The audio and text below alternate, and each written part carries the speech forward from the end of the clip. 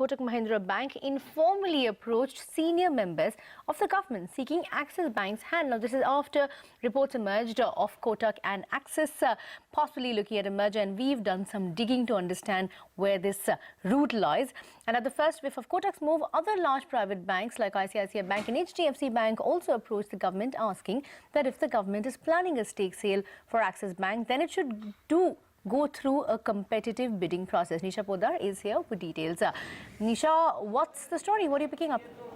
So take a look at the stock of Axis Bank today, and it really revved up on the back of the kind of interest that it is seeing from the entire industry. If at all, the government really looks to divest its stake and sell it to a strategic buyer. Now, what we do gather from sources with direct knowledge, and this has been going on for some time now, that Kotak Mahindra Bank, and we have independently confirmed that, may have reached out informally to the government agencies for an acquisition by way of merger of Axis Bank. Now, we do gather from sources that once this rumor and reports on this really came into the market, other top officials of the banking sector have reached out unofficially again to the government to find out if at all Axis Bank's stake, that is Suti's stake of 12% and LIC's stake, is really on offer. And if it is, then top banks in the country would also be interested in looking at a buying opportunity in Axis Bank, and it should be